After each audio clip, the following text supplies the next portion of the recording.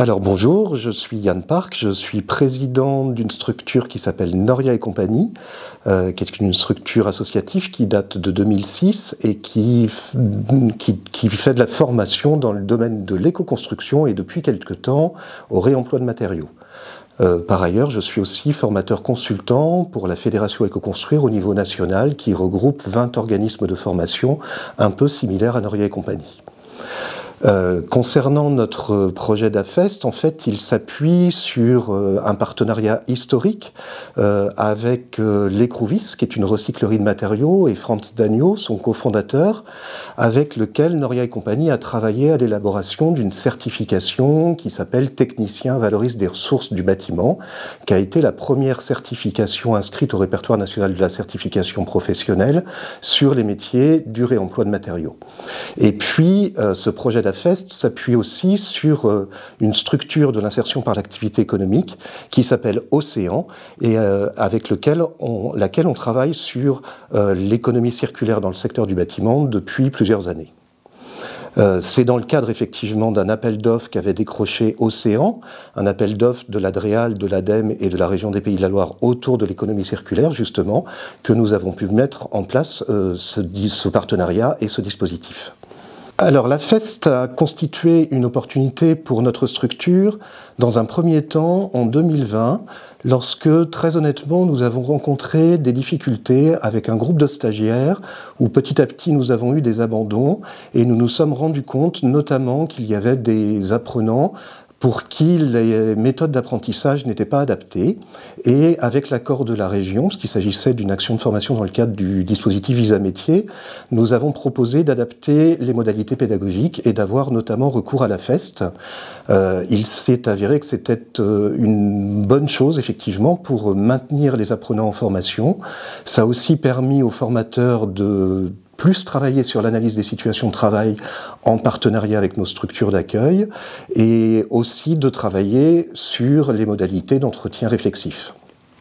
Les projets de formation qui nous semblent le plus propices à l'AFEST actuellement, ce sont effectivement des projets de formation autour de la dépose sélective et c'est ce qu'on travaille plus particulièrement avec nos structures partenaires, l'Ecrouvis et la structure Océan. Nous nous rendons compte également qu'il y a d'autres activités professionnelles, d'autres situations de travail qui pourraient être travaillées avec la modalité FEST et notamment nous commençons à réfléchir autour de notre certification maçon et maçonne en terre crue pour lequel certaines activités pourraient être travaillées avec cette modalité.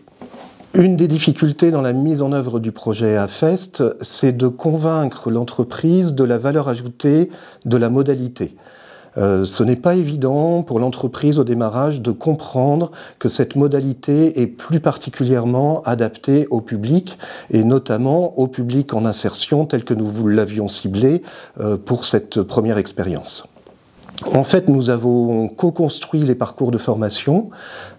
et dans les parcours de formation, nous avons proposé tout simplement d'intégrer la modalité FEST, c'est-à-dire que tout le parcours de formation ne s'est pas fait avec la modalité FEST, mais avec d'autres modalités, on va dire, plus classiques, mais sur une séquence pédagogique en particulier, en lien avec une compétence particulière visée de la dépose sélective, nous avons mis en place la modalité FEST.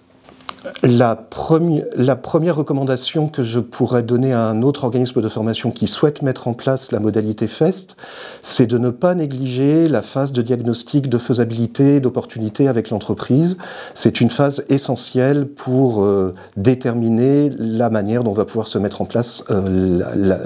l'action de formation en situation de travail au sein de l'entreprise.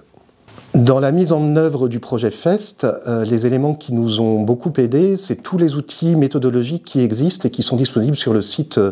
Acteur FPL et sur le site du CAFOC de Nantes. Les premiers points positifs qu'on ressort de ce projet nous montrent l'envie de continuer avec les structures partenaires, l'envie de continuer avec du public demandeur d'emploi ou du public en insertion, parce que, comme je le disais tout à l'heure, ça permet aux formateurs de progresser sur l'analyse du travail et de travailler au plus près des situations réelles, et que l'entretien réflexif est vraiment un entretien qui permet d'être révélateur des compétences des apprenants et du coup permet d'établir vraiment une relation de confiance avec les apprenants. Alors aujourd'hui, l'avenir de ce projet va se faire avec une nouvelle structure, puisque notre interlocutrice qui était chargée de projet à Océan, dans l'entreprise d'insertion par l'activité économique, a changé de structure. Donc nous attendons qu'elle ait pris progressivement ses fonctions, mais elle a évoqué le souhait de vouloir poursuivre le travail collaboratif avec nous sur